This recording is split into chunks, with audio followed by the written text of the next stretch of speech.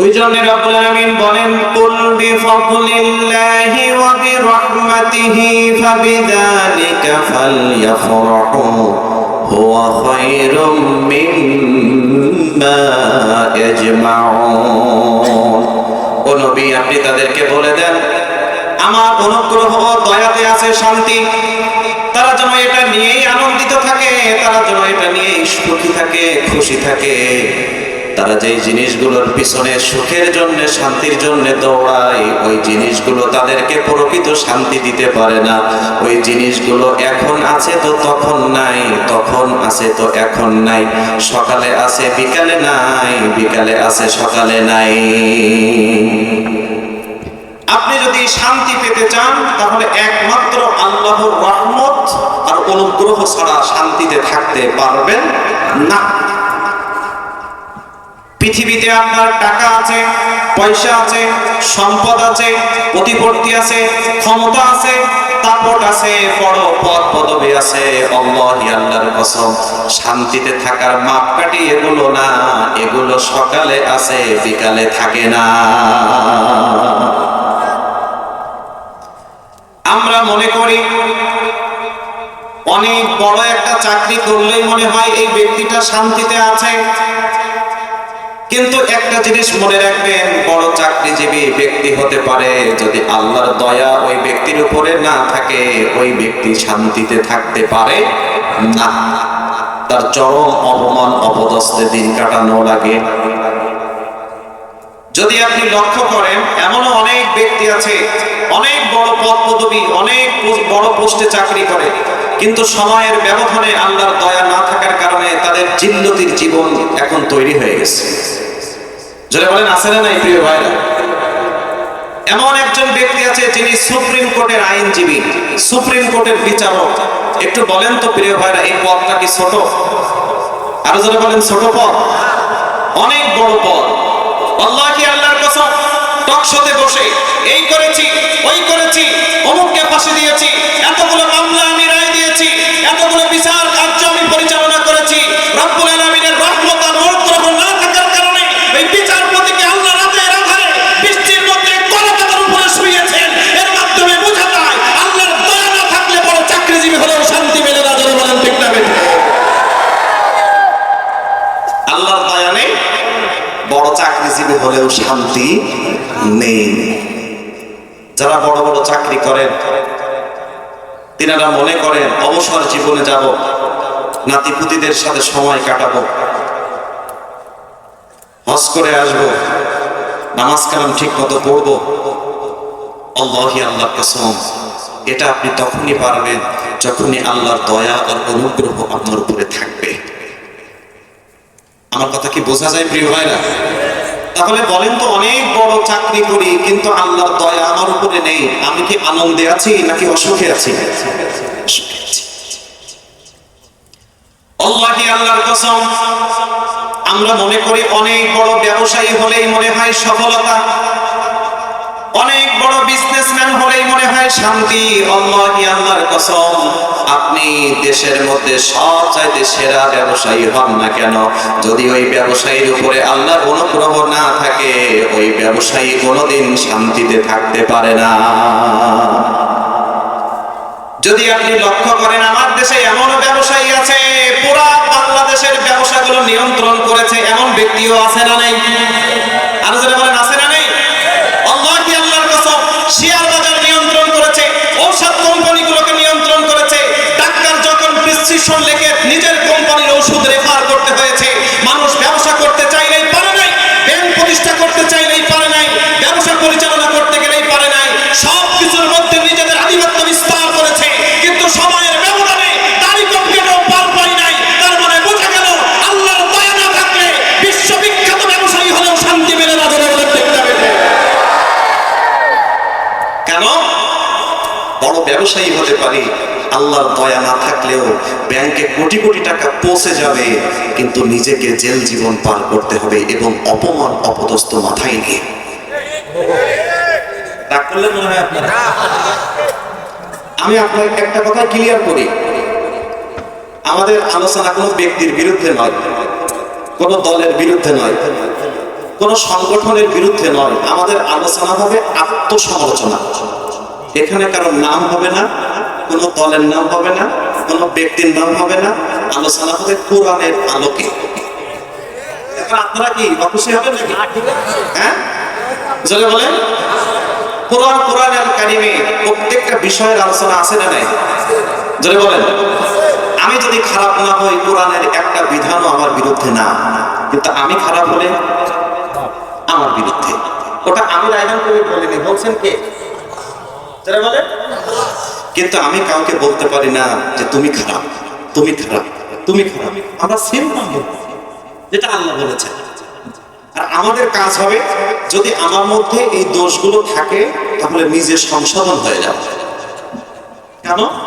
আল্লাহর হাবিব সাল্লাল্লাহু আলাইহি ওয়াসাল্লাম বলেছেন, শোনো, বুদ্ধিমান হলো তারা, আল কাইয়িসু মান দানা নাফসাহু ওয়া আমিলা লিমা বা'দাল মাউত, যারা অন্যের সমালোচনা নয়, নিজের সমালোচনা করে, নিজের দোষগুলো খুঁজে খুঁজে বের করে নিজে পরিশুদ্ধ হয়ে যায়, আর মৃত্যুর পরে আমার সাথে ব্যবহার কি করবেন আল্লাহ, এইটা নিয়ে একটু চিন্তা ভাবনা করে।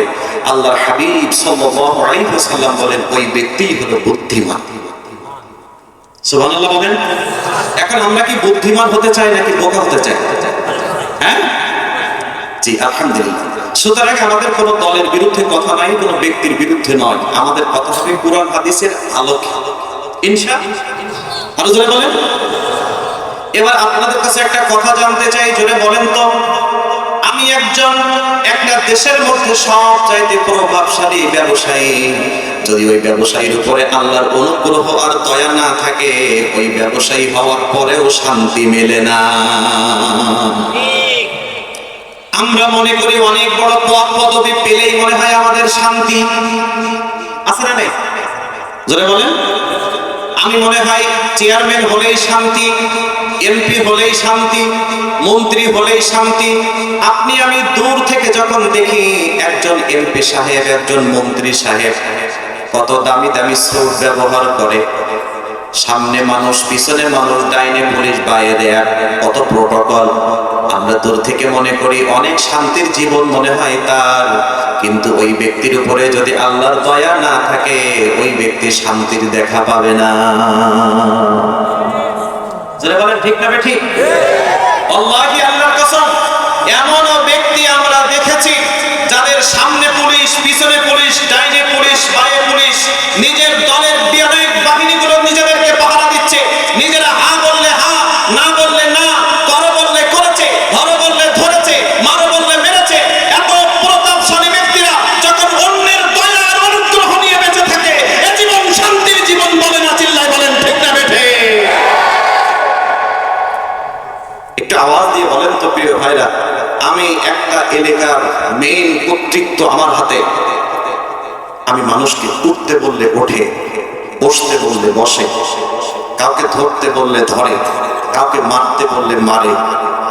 এত প্রতাপশালী ব্যক্তি যদি অন্যের দয়া তিতিক্ষায় বেঁচে থাকে, এ জীবন সুখের জীবন বলে না। আমার কথা কি বুঝতে পারতেছেন প্রিয় ভাইরা? যারা বলেন, আমি একটা রাষ্ট্রের প্রধানমন্ত্রী। এখন বলেন তো, একটা রাষ্ট্রের প্রধানমন্ত্রীর ক্ষমতা আছে না নেই? অল্প নাকি বেশি? আরো জোরে বলেন। বেশি। একটা কথা আমার বিরুদ্ধে হবে না, আমি যা বলবো তাই হবে, যা করতে বলবো তাই হবে। এমন বিশাল প্রতাপশালী একটা রাষ্ট্রের প্রেসিডেন্ট যদি অন্যের দয়া তিতিক্ষায় বেঁচে থাকে, এ জীবন শান্তির জীবন হতে পারে না, হতে পারে না, হতে পারে না। চিল্লায় বলেন ঠিক না বেঠিক? ওই জন্যে কুল বিফাদলিল্লাহি ওয়া বিরহমাতিহি, ও নবী, আপনি তাদেরকে বলে দেন আল্লাহর অনুগ্রহ এবং রহমত, এতেই আছে শান্তি। তারা যেন এটা নিয়েই আনন্দিত হয়। পৃথিবীতে শান্তির জন্য যে জিনিসের দিকে তারা দৌড়ায়, এই জিনিসের মধ্যে প্রকৃত শান্তি না।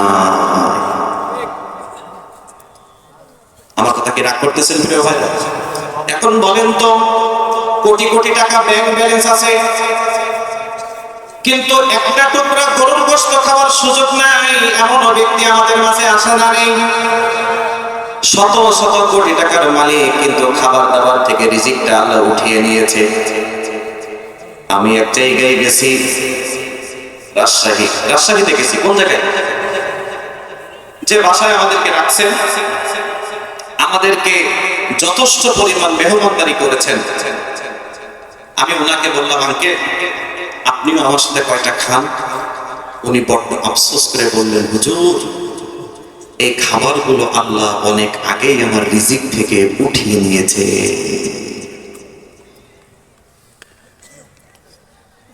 আলহামদুলিল্লাহ, আমরা গেলে তো আলহামদুলিল্লাহ মানুষ অনেক আপ্যায়ন করে। আজকে যেমন আমাদের মোহাম্মদ আলী সাহেবের বাসায় খাবার দাবার হয়েছে, আলহামদুলিল্লাহ। হ্যাঁ, আলী ভাই, মোহাম্মদ আলী, জি, ওনারা তো আমাদেরকে যথেষ্ট সম্মান করেছেন, আলহামদুলিল্লাহ। আল্লাহ আমাদের পরিবারের উপরে রহমত বরকত দান করুন, জোরে বলেন আমিন। সম্মানিত সুধী, আমি খাবার খাচ্ছি, আমার সাথে আরেকজন মেহমান আছেন। আমি ওনাকে বললাম, আপনিও আমাদের সাথে কয়টা খান। উনি বড্ড আফসোস করে বললেন, হুজুর এই খাবারগুলো আল্লাহ রিজিক থেকে উঠিয়ে নিয়েছেন। বিশাল বাড়ি, একটা সরকারি চাকরি করতেন, রিটায়ার্ড হয়ে গেছে, বয়স আহামরি বেশি হয় নাই, কিন্তু কোটি কোটি টাকার মালিক হওয়ার পরেও একটা টুকরা গরুর গোশত খাওয়ার সুযোগ আল্লাহ রাখে নাই। আমি ওনাকে বললাম, আঙ্কেল আপনি কি খেয়েছেন? উনি বললেন, রাতের বেলা পেঁপে ভর্তা দিয়ে অল্প কয়টা ভাত খেয়েছি, অথচ আমরা খাচ্ছি গোশ, নদীর মাছ, এটা সেটা। সম্মানিত সুধী, এবার বলেন তো, টাকা থাকলেই কি শান্তি হয়? আমার কথা কি কষ্ট পাচ্ছেন আপনারা প্রিয় ভাইরা? টাকা আছে কিন্তু আল্লাহর অনুগ্রহ নেই, দয়া নেই, এ জীবনে শান্তি নেই। ওই জন্য আমরা শান্তিতে থাকতে গেলে আল্লাহর অনুগ্রহ, আল্লাহর দয়া লাগবে। আর আল্লাহর দয়া নিয়ে যারা শান্তিতে থাকতে পেরেছে তারাই হলো প্রকৃত সুখী। ওই জন্য ইবনে আব্বাস রাদিয়াল্লাহু আনহুমা সহ অনেক তাফসীরকারগণ বলেছেন, বিফাদলিল্লাহি ওয়া বিরহমাতিহি, ফাদল মানে রব্বুল আলামিন কুরআন আল কারীমকে বুঝিয়েছেন, আর রহমত মানে আল্লাহ রাব্বুল আলামিন ইসলামকে বুঝিয়েছেন। কুরআন আর ইসলাম এই দুইটা নিয়ে যারা আনন্দে থাকতে পেরেছে তাদের জীবন দুনিয়াতেও সুখের হয়ে যাবে, আখিরাতেও সফল হয়ে যাবে। ওই জন্য আল্লাহ রাসূল আমাদেরকে দোয়া শিখিয়েছেন, সবাই আমার সাথে পড়েন, রাদিতু বিল্লাহি রাব্বা ওয়া বিল ইসলামি দীনা ওয়া বি মুহাম্মাদিন সাল্লাল্লাহু আলাইহি ওয়াসাল্লাম নাবিয়্যান ওয়া রাসূলা। আল্লাহর হাবিব বলেন, আল্লাহ রাদিতু বিল্লাহি রাব্বা, আমরা আল্লাহ রাব্বুল আলামিনকে অভিভাবক হিসাবে পেয়ে খুশি নাকি অখুশি? ওয়া বিল ইসলামি দীনা, এবং ইসলামকে একটা মনোনীত জীবন বিধান হিসাবে পেয়ে আমরা খুশি নাকি অখুশি? জোরে বলেন, খুশি। ওয়া বি মুহাম্মাদিন সাল্লাল্লাহু আলাইহি ওয়াসাল্লাম নাবিয়্যান ওয়া রাসূলা, আল্লাহর নবী মুহাম্মদুর রাসূলুল্লাহ সাল্লাল্লাহু আলাইহি ওয়াসাল্লামকে যারা নেতা হিসাবে মেনে খুশি থাকতে পেরেছে ওই ব্যক্তিগুলো আল্লাহর কুরআন আর ইসলাম নিয়ে খুশি হয়ে গেছে। আর আল্লাহর কুরআন আর ইসলাম নিয়ে যারা খুশি হয়ে গেছে ওদের জীবন দুনিয়াতেও আনন্দময় আর আখিরাতেও আনন্দময়। আরেকটা riwayate আব্দুল্লাহ ইবনে আব্বাস রাদিয়াল্লাহু আনহু বলেন, ফাদল মানে কুরআন আর রহমত মানে আল্লাহ সুবহানাহু ওয়া তাআলা যে কুরআনের অনুগামী আমাদেরকে করেছেন। এটাই আমরা যে কুরআনকে জীবন আদর্শ হিসাবে, কুরআনকে পথ নির্দেশ হিসাবে মেনে নিতে পেরেছি, এটার নামই হলো আল্লাহর রহমত। জোরে বলেন ঠিক না বেঠিক? আল্লাহকে আল্লাহর কসম, আল্লাহর দয়া না থাকলে ভালো কাজ করা যায় না, আল্লাহর রহমত না থাকলে কুরআনের অনুসারী হওয়া যায় না, আল্লাহর দয়া না থাকলে ইসলামের অনুগামী হওয়া যায় না। এমন হাজার হাজার লক্ষ লক্ষ কোটি কোটি মানুষ আছে মুসলমানের ঘরে জন্মলাভ করে ইসলাম, কুরআন আর আল্লাহ বিরোধী নীতিমালা প্রণয়ন করে। জোরে বলেন ঠিক না বেঠিক? ওদের জীবনে দুনিয়াতেও শান্তি নেই, আখিরাতেও শান্তি নেই। জোরে বলেন ঠিক না বেঠিক? ওই জন্য শান্তি পেতে গেলে আল্লাহর দয়া আর অনুগ্রহ লাগবে। এখন আসুন প্রিয় ভাইরা, আল্লাহর এই রহমতটা কারা পাবে একটু জানা দরকার আছে না নাই? আপনারা বলেন আছে না নাই? আল্লাহ রাব্বুল আলামিনের দয়া তারাই পাবে যারা একমাত্র আল্লাহর উপরে ঈমান আনতে পেরেছে। জোরে পড়েন আল্লাহু আকবার। সবাই একটু আওয়াজ দিয়ে বলেন তো, আমাদের রবের নাম কি? ঈমান এনেছি কার উপরে? আরো জোরে বলেন। ইমানটা শুধু আনলেই হবে না, ইমানের উপরে যারা মৃত্যুবরণ করবে আল্লাহ তাদেরকে দুনিয়াতেও রহমত দিবেন, আখিরাতেও রহমত দিবেন। ওই জন্য একজন আরব রাখাল মানুষ মরুভূমিতে উট চড়াই, বকরি চড়াই, ছাগল চড়াই। তিনি আল্লাহ রাসূল সাল্লাল্লাহু আলাইহি ওয়াসাল্লামের কাছে এসে বললেন, ইয়া রাসূলুল্লাহ, ইয়া হাবিবাল্লাহ, قل لي في الإسلام قولا لا أسأل عنه أحدا بعدك। ওগো আল্লাহর নবী, আমি গরিব মানুষ, রাখাল মানুষ, সপ্তাহের 7 দিনের 6 দিন মরুভূমিতে উট চড়াই, বকরি চড়াই, ছাগল চড়াই। আমি জান্নাতে যেতে চাই, জান্নাতে যেতে চাই, এটা আমার অনেক বড় শখ, অনেক বড় আশা। আপনি আমাকে এমন একটা কাজ শিখিয়ে দেন যেই কাজটা করলে আমি আল্লাহর জান্নাতে যেতে পারবো। আল্লাহর জান্নাতে যাওয়ার জন্য দ্বিতীয় কোনো পথ আমি আর কারোর কাছে জিজ্ঞাসা করব না। রাখাল মানুষ জান্নাতে যেতে চায়। আমাদের জান্নাতে যাওয়ার ইচ্ছা আছে না নাই? প্রিয় ভাইরা, আপনারা দুই একজন উঠতেছেন কেন? আমরা তো শুরুই করতে পারি।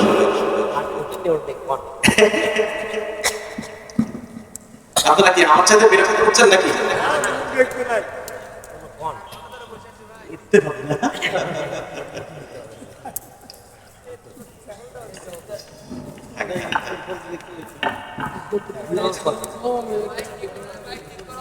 ঠিক আছে, ঠিক আছে, ঠিক আছে, আচ্ছা, ঠিক আছে। আল্লাহ, সম্মানিত সুধী, আপনারা উঠতেছেন কেন? খারাপ লাগতেছে? হ্যাঁ, আচ্ছা প্রিয় ভাইরা, আমরা বেশি সময় যাব না ইনশাআল্লাহ, কিন্তু আপনারা যারা উঠবেন আমরা 1 মিনিট সময় দিয়ে দিলাম। আপনারা যাদের উঠার উঠে যান, 1 মিনিট সময় দিলাম। কারণ মাঝখান দিয়ে উঠলে সমস্যা, যদি আপনার জোরে না থাকবে উঠে যেতে পারেন, সমস্যা। জি জি জি, শোনেন, যারা উঠে 1 মিনিট সময় দিলাম, উঠে যান। আপনাদের জন্যে যারা কবরে সে যাবে, আয়োজক কমিটিদের উচিত ছিল সুন্দর একটা পরিবেশ দেওয়া। আপনাদেরকে দিয়েছেন, হয়তো বা 10 মিনিট দেরি হয়েছে। আর এমনও ব্যক্তি আছে যে বাসায় টিভি দেখতে দেখতে 2টা বাজায়। আপনার মাহফিলের সাথে করা কেন? যারা বলেন ঠিক না ঠিক? আপনি এখনই আপনার মহল্লায় খোঁজ নিয়ে দেখেন যে 2-1 পাবেন যারা খাটের উপরে পাহাড়ের উপর পা উঠাই দিয়ে টিভি দেখতেছে। তো যার আপনার কবরে আপনি যাবেন, আমার সমস্যা কি? আমাদের দায়িত্ব ছিল পরিবেশ দেওয়া, আমরা যথাসাধ্য চেষ্টা করেছি। আমাদেরকে দাওয়াত দিয়েছেন, আমরা এসেছি। আমাদের দায়িত্ব হলো কিছু বলা। এখন শোনাটা তো আর আমাদের দায়িত্ব না ভাই, ওটা আপনার দায়িত্ব। এখন আপনি যদি মনে করেন ভাই শোনার দরকার নেই, আপনার চাইতে আমি ভালো জানি, আলহামদুলিল্লাহ, আপনি জানলে ভালো। আপনার কপাল নিয়ে আপনি যাবেন, পা ধরে বসাইতে হবে, ওটা আমরা মনে করতেছি না। আপনি উঠতে চাইলে ওঠেন, কিন্তু মাঝখান দিয়ে ওঠা যাবে না। রাগ করলেন মনে হয় প্রিয় ভাই? ছোট্ট একটা কথা শোনাই আপনাদের। জান্নাতকে আল্লাহ শুধু রায়হান কবিরের জন্য বানাইছেন? হ্যাঁ, আমাদের সবার জন্য আল্লাহ জান্নাত বানিয়েছেন। এবার বলেন তো, জান্নাতে কি সবাই যাবে? হ্যাঁ, তো এখানে সবাই যে ইমানদার, আপনি এটা মনে করলেন কিভাবে? দেখবেন কিছু কিছু মানুষ আছে, ও নিজে যাবে আর পাশের মানুষকে চিমটি দিয়ে যাবে যে আমি দাঁড়াচ্ছি, তুই আয়। শয়তানের কাজ, ও নিজে একা জাহান্নামে যাবে না, ও আরেকজনকে নিয়ে যাবে। এটাই হলো ওর ভীষণ আর ভীষণ। আল্লাহকে, আল্লাহর কসম, আমরা বিশ্বাস করি যদি 10 জন ভাইরা থাকেন তারপরে কোরআন থেকে আলোচনা হবে, এখানে হাসি কৌতুক হবে না ইনশাআল্লাহ। আমরা বিশ্বাস করি ইসলামটাকে বিজয়ের জন্য, ইসলামটাকে, দ্বীনটাকে বিজয়ের জন্য বদরের মাঠের মতো 313 জনই যথেষ্ট। 1000 দিয়ে বিজয় অর্জন করা যায় না। জোরে বলেন ঠিক না বেঠিক? আল্লাহ বলেন, তুমি ঈমানটা লালন করো। বিআরাফিন মিনাল মালাইকা, বিআরাফিন মিনাল মালাইকা। আল্লাহ একের পরে এক 313 জনকে আল্লাহ 1000 ফেরেশতা পাঠিয়ে সাহায্য করে তাদের হাতে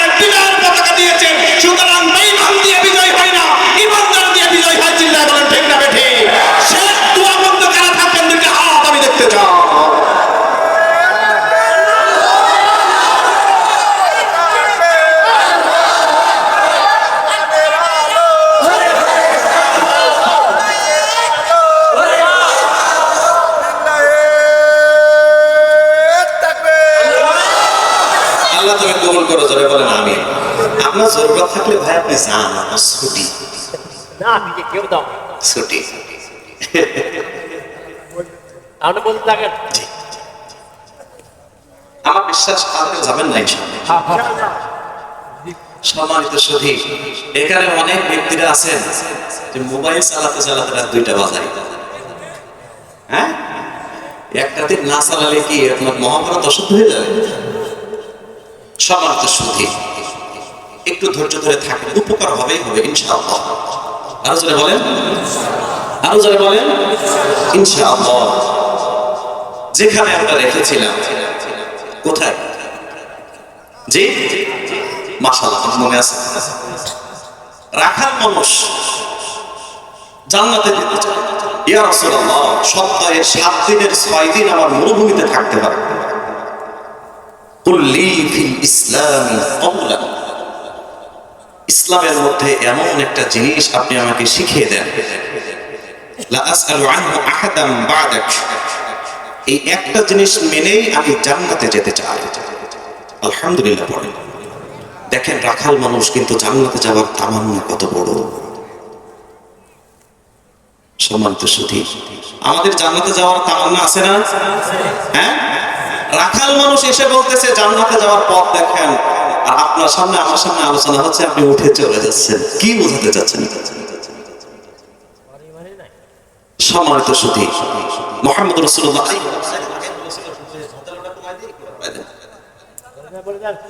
সম্মানিত সুধী, আল্লাহর হাবিব সাল্লাল্লাহু আলাইহি ওয়াসাল্লাম বলেন, শোনো তুমি কি জান্নাতে যেতে চাও?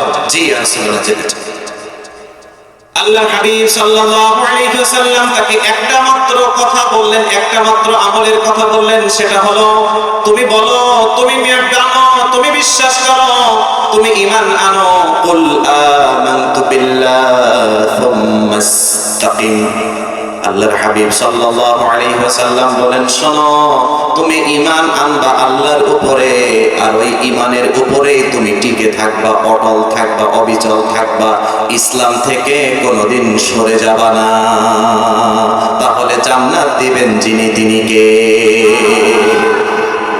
কয়টা কথা বললেন আল্লাহ রাসূল? জোরে বলেন তো, ঈমান আনলেই কি রহমত পাওয়া যাবে? আমার কথা বুঝতেছেন আপনারা? ঈমান আনলে কি রহমত পাওয়া যাবে? না। কুল আমানতু বিল্লাহ সুম্মা ইসতাকিম, ওই ঈমানের উপরেই তোমাকে টিকে থাকতে হবে, না হলে দুনিয়াতেও শান্তি নেই, আখিরাতেও মুক্তি নেই। কিন্তু সম্মানিত সুধী, একটু বলেন তো, ঈমান আনার পরে নিজের স্বার্থের জন্য ঈমানটা বাদ দিয়ে কুফরের সাথে যোগ দেয়, আছে না নেই?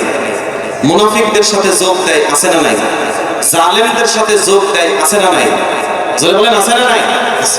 ওই জন্য রব্বুল আলামিন বলেন, ওয়া মিনান নাসি মান ইয়াবুদুল্লাহা আলা হারফিন ফাইন আসাবাহু খায়রুন ইতমাআন্না বিহি ওয়া ইন আসাবাতহু ফিতনাতুন ইনকালাবা আলা ওয়াজহিহি খাসিরাদ দুনিয়া ওয়াল আখিরাহ যালিকা হুয়াল খুসরানুল মুবিন। আল্লাহ বলেন, সবাই কিন্তু ঈমানটাকে লালন করে না, কিছু কিছু মানুষ আছে ঈমানটাকে ব্যবহার করে, ঠিক না ঠিক? আল্লাহ বলেন, মানুষের মধ্যে এমন কিছু মানুষ আছে তারা ঈমান আনে, ঈমান আনার পরে যখন দেখে ঈমান আনার পরে সম্মান বেশি, ইজ্জত বেশি, মর্যাদা বেশি, পরিবারের বরকত, সন্তানের মধ্যে বরকত, অর্থের মধ্যে বরকত, ফাইন আসাবাহু খায়রুন ইতমাআন্না বিহি, তখন তারা বলে ইসলামের চাইতে, ঈমানের চাইতে ভালো কোনো জিনিস নাই। এবার একটু আওয়াজ দিয়ে বলেন তো প্রিয় ভাইরা, ঈমান আনার পরে আল্লাহর পক্ষ থেকে আবার একটু পরীক্ষাও আছে না নাই? হ্যাঁ, আল্লাহ পরেই বলেন,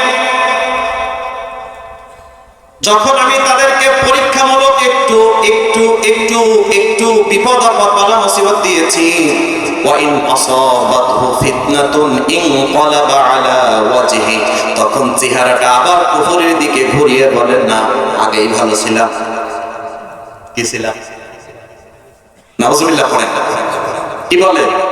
আগেই ভালো ছিলাম। ইমানদার হওয়ার পরে বেঈমানরা একটু মামলা দিছে, কয় ভালোগুলো দিকে আপনি 2 দিন জেল খাটতে হয়েছে, ভাই এদিকে আমি আর নেই। সত্যের পক্ষে দাঁড়াইতে যে 2টা মামলা হয়েছে, ভাই ক্ষমা করো ভাই, আমি আর ওদিকে নেই, আমি তোমাদের সাথে আছি। আমার নাকি আল্লাহ? হ্যাঁ, আল্লাহ বলেন যখন ঈমান আনার পরে তাদের কল্যাণ হয় তখন তারা মনে করে এটাই ভালো। আর যখন আমি আল্লাহ ঈমানটাকে একটু যাচাই বাছাই করি তখন আবার